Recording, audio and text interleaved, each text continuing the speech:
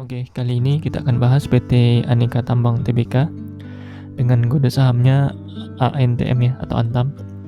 Sini kalau kita lihat pergerakan saham Antam ini dari tahun 2018 sampai tahun 2020 September ya. Ini cenderung sideways. Lalu mulai naik ya di bulan Oktober sampai di puncaknya itu Januari 15 Januari ya. 15 Januari lalu mulai sedikit ada penurunan sampai di Februari 2002, lalu naik lagi ya di Maret 2002, lalu turun, lalu sampai sekarang sideways ya. Lalu kalau kita bandingkan dengan pergerakan harga emas di kontrak berjangka ya, di sini hampir sama ya pergerakan harga emas dengan pergerakan saham Antam ini. Kalau kita lihat di sini udah mulai tahun 2018 naik sampai di tahun 2020. Sini lalu turun ya, naik, lalu turun di sini, lalu naik lagi di sini ya, naik, turun di tahun 2022 sini ya, lalu naik lagi di sini harga emas. Jadi sekarang harga emas udah lumayan tinggi ya. Namun Antam masih sideways di sini. Oke, kalau kita bandingkan dengan harga nikel, karena Antam juga besar ya nikelnya. Sini kalau kita lihat di sini sideways, lalu naik, ini ya, naik, lalu turun, naik lagi. Ya kurang lebih sama ya untuk pergerakan saham Antam ini dengan komoditas yang dijualnya atau yang ditambangnya. Lalu kita akan bandingkan ya untuk pergerakan saham ini dengan kinerjanya. Sini kalau kita lihat kita bandingkan dengan ROE dan EPS ya. Sini di tahun 2018 sideways ya sampai 2019, lalu turun ya karena pandemi ya, ini ya turun, lalu naik di sini ya tahun 2020 ini ya, naik di sini lalu sideways, turun di sini, turun di sini, lalu naik lagi ya, naik sebentar aja dia naik langsung turun, naik turun. Nah sini Antam kinerjanya udah mulai bagus nih di kuartal 3 sampai kuartal 1 ini. Namun harganya masih sideways. Nah ini biasanya kesempatan ya di saat kinerjanya baik namun harga sahamnya masih belum kemana-mana. Oke, nanti kita cek ya untuk proyeksi harga saham Antam ini apakah masih layak buat dibeli, ataupun yang sudah beli saham ini apakah masih layak buat di hold. Oke, nanti ya di akhir sesi akan kita coba jelaskan untuk kita coba proyeksi harga saham Antam ini ke depannya. Sebelum kita nanti coba prediksi harga saham Antam ini kemana, kita cek dulu ya profil singkat untuk PT Aneka Tambang ini. Jadi PT Antam ini adalah perusahaan yang bergerak di bidang pertambangan logam dan mineral ya. Komoditas utama emiten Antam ialah nikel kadar tinggi, biji nikel kadar rendah, emas, perak, bauksit, dan ferronikel. Perusahaan Antam ini memiliki jasa utama berupa pengolahan dan pemurnian logam mulia serta jasa geologi. Jadi ini ya Antam, emas, nikel ataupun bauksit, dan perak ya, ferronikel juga. Jadi di sini untuk dewan komisaris dan direksinya bisa dibaca sendiri di sini ya. Lalu untuk jumlah saham yang beredar Antam ini 24,0,3 miliar lembar saham. Lalu market cap-nya 49 triliun. Dengan sekarang harganya 2000 berapa ini? Harganya 2040 rupiah. Jadi market cap-nya 49 triliun ya. Lalu untuk pemegang sahamnya di sini ada Main ID ya, PT Main ID Indonesia, Mineral Industri Indonesia sebagai pengendali dia 65%, lalu masyarakatnya 35%.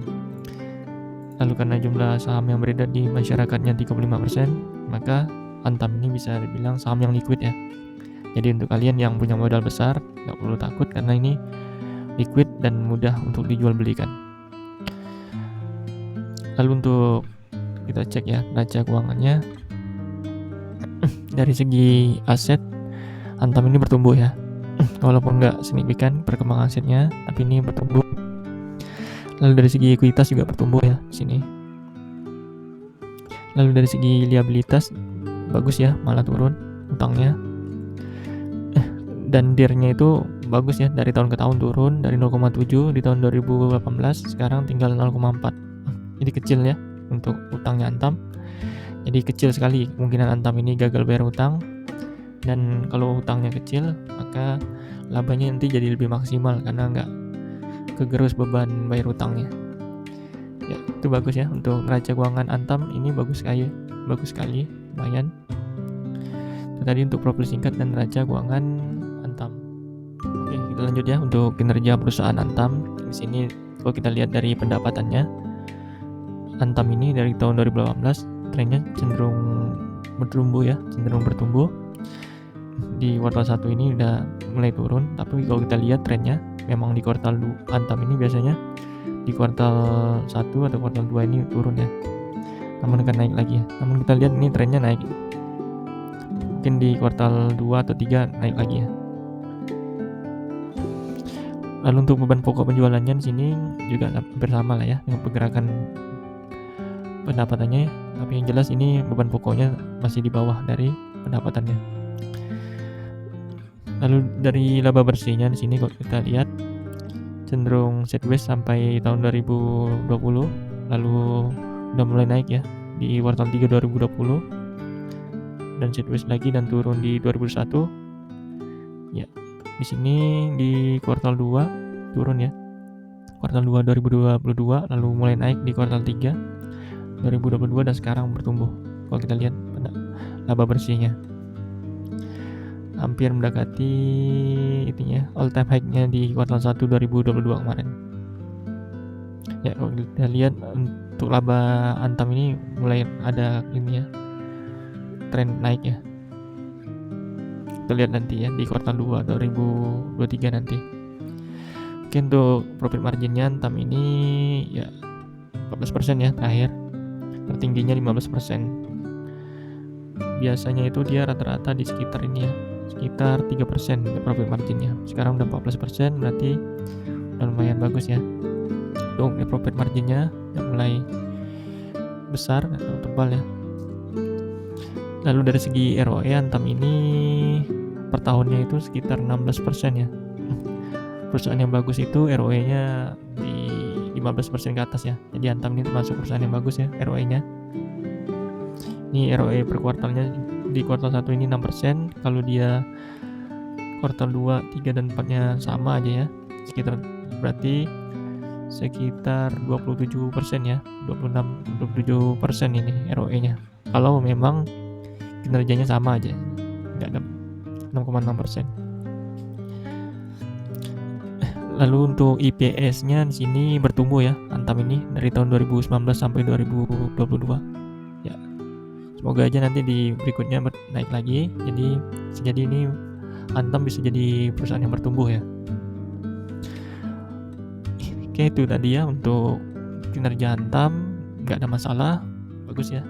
Oke, kita lanjut ya untuk strategi perusahaan Antam. Jadi Antam telah menyiapkan sejumlah strategi ya untuk meningkatkan kinerjanya. Di sini kalau kita lihat strateginya ada strategi pemasaran ya yang mudah dijangkau oleh konsumen. Lalu melakukan inovasi penjualan produk-produk logam mulia ya, serta fokus pada upaya peningkatan basis pelanggan logam mulia di pasar dalam negeri ya. Jadi Antam ini udah menyiapkan strategi dari segi pemasaran ya dan inovasi penjualan. Lalu Antam juga sedang berfokus pada hilirisasi ya di seluruh komoditasnya agar untuk memberi nilai tambah produk dari komoditasnya. Jadi nggak cuma jual tanah air ya, diolah lagi, boksit diolah, nikel diolah lagi ya. Dan untuk efisiensi untuk mengurangi beban penjualan ya, ini strategi efisiensi. Lalu perseroan juga masuk ke bagian perhiasan ya, jadi nanti Antam juga masuk di bagian perusahaan melalui produsen perhiasan emas Harta Dinata ya. Jadi nanti Antam juga masuk dalam bagian ini ya, masuk bagian bisnis perhiasan ya, nggak cuma logam emas batangan. Jadi itu tuh ya untuk strategi perusahaan Antam untuk meningkatkan kinerjanya untuk kedepannya ataupun untuk pertahankan kinerjanya ya yang bagus di beberapa kuartal ini ya. Lalu untuk prospek bisnis ke depannya, Antam ini dinilai akan menarik ya, karena di tengah isu resesi, investasi emas dianggap memberikan nilai positif ya, karena kalau inflasi ya, bagusnya memang investasi emas ya, karena nggak tergerus inflasi ya, penurunan nilai. Lalu untuk energi nikel diproyeksi cerah dengan mulai maraknya kendaraan listrik ya. Untuk nikel ya, bukan energi ya. Nikel ini diproyeksikan cerah ya dengan mulai maraknya ya kendaraan listrik. Jadi ya ini sih prospek cerah sih untuk nikel ini. Lalu untuk meningkatkan penjualan Antam dari tahun ke tahun, meningkatnya ya, untuk kita lihat emang penjualan Antam ini trennya cenderung naik ya dari tahun ke tahun. Lalu dari segi kompetitor, sini ada Inco Vale ini nikel ya, lalu MDKA ini emas, Arci Indonesia ini emas. Oke, ini kompetitornya. Antam masih yang lebih besar ya. Namun kalau nikel kalau nggak salah masih Inco ya. Kalau saya kurang tahu juga sih. Kalau yang nikel Antam atau Vale yang lebih besar. Kayaknya sih Vale sih. Lalu dari segi integritas manajemen GCG-nya, Antam nilai baik ya kalau kita lihat dari kinerjanya perusahaan baru-baru ini. Jadi karena kinerjanya udah mulai membaik ya baru-baru ini, maka kita anggap manajemen Antam yang sekarang nih lumayan bagus ya. Lalu Antam juga transparan ya dalam memberikan informasi yang relevan terkait perusahaannya ya.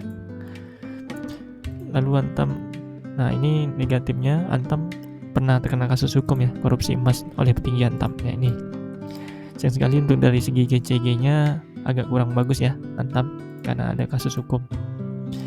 Jadi dari strateginya lumayan bagus Antam, hanya aja untuk dari segi GCG-nya kurang bagus ya karena ada kasus korupsi yang lumayan besar ya, 47,1 triliun. Oke, itu tadi ya untuk strategi dan ini ya kompetitor serta GCG Antam.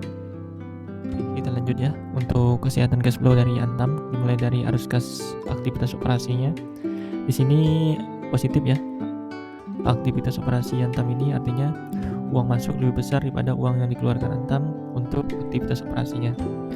Lalu dari segi aktivitas investasinya di sini negatif, artinya Antam mengeluarkan dana untuk kegiatan investasi ya.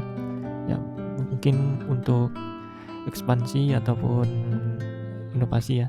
Ini bagus. Lalu untuk aktivitas pendanaan juga bagus ya nih.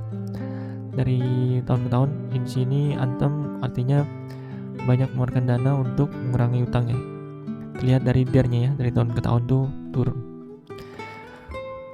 Oke.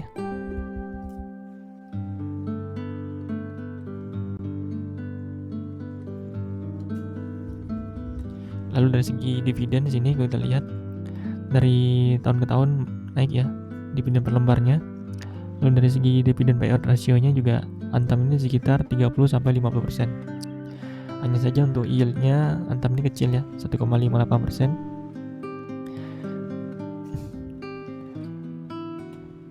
Itu tadi ya untuk cash flow dan dividen Antam ini. Oke, kita lanjut ya untuk valuasi Antam. Di sini kalau kita lihat dari book value-nya Antam ini bertumbuh ya book value-nya. Lalu dari segi PBV di sini di 2018 itu rata-rata ada di 1,1 kali, lalu di tahun 2021 sempat 3,1 kali, sekarang udah mulai turun ya. Sekarang 1,8 kali. Jadi dia ini Antam ini rata-rata PBV-nya 1,8 kali ya. Sekarang ya masih di rata-rata ini ya PBV-nya saat ini. Lalu dari segi PER Antam ini udah turun ya, murah ya, di bawah 15 kali. Kayaknya masih murah ya untuk PER-nya. Lalu untuk harga wajarnya Antam ini sekitar 3.100 ya. Artinya masih under value. Sekarang harganya 2040, ini tanggal 16 ya. Ini tanggal 16 ya. Jadi Antam ini masih under value ya untuk valuasinya. Jadi nanti kalaupun performanya atau labanya meningkat, bisa jadi nanti Antam akan ke harga wajarnya ini. Oke, kita lanjut ya untuk prediksi.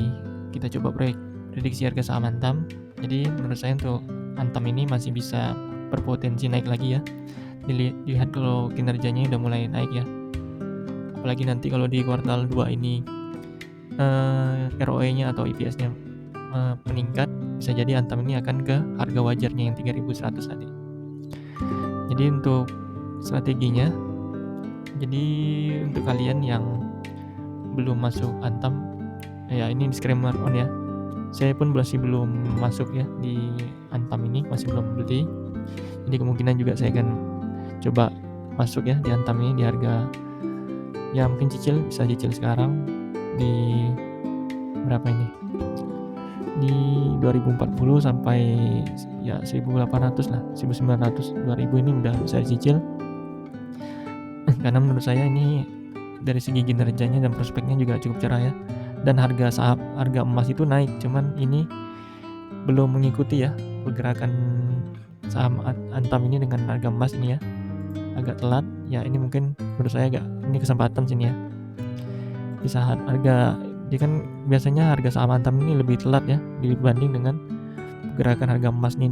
Di sini kalau kita lihat di tahun 2018 tuh udah mulai naik harga emas, cuman Antam di tahun 2018 masih sideways ya, sideways, dan mulai naik di tahun 2020. Nah ini 2019 ini udah mulai naik harusnya, cuman Antam baru kelihatan kinerjanya setelah laporan keuangan mungkin ya, laporan keuangannya kelihatan bagus baru ini.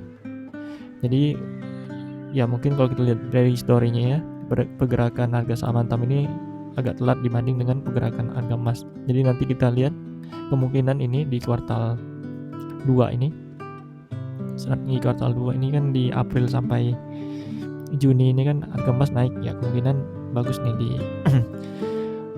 di laporan keuangan kuartal 2 ini. Jadi disclaimer on ya, sekali lagi mungkin saya akan masuk di Antam ini mulai cicil, nggak masuk semua ya. Takutnya nanti di kuartal 2 ini malah turun, kan kita nggak tahu, mungkin ada masalah di yang kita nggak tahu. Tapi ya idealnya dicicil aja dulu kalau belum masuk Antam. Untuk yang sudah masuk ya masih layak di hold ya, ataupun mau di average down nggak ada masalah. Tapi kalau mau average down sebaiknya nunggu di kuartal 2 aja ya kalau mau pastiin. Tapi kalau udah yakin sih bisa average down sekarang. Oke, itu tadi ya untuk prediksi harga saham Antam. Jadi kesimpulannya masih ada kemungkinan potensi naik ya Antam ini, dan dari segi valuasi juga masih under value ya menurut saya, menurut perhitungan saya ya. Ya itu tadi ya, untuk yang masih pegang atau di harga tinggi masih layak di hold ya, nanti walaupun mau average down nggak masalah di sekitaran 2000 ini. Oke, itu tadi ya ulasan tentang PT Antam. Nanti di kuartal 2 atau kuartal 3 akan kita update. Terima kasih ya udah menonton sampai habis. Semoga ini bermanfaat. Terima kasih.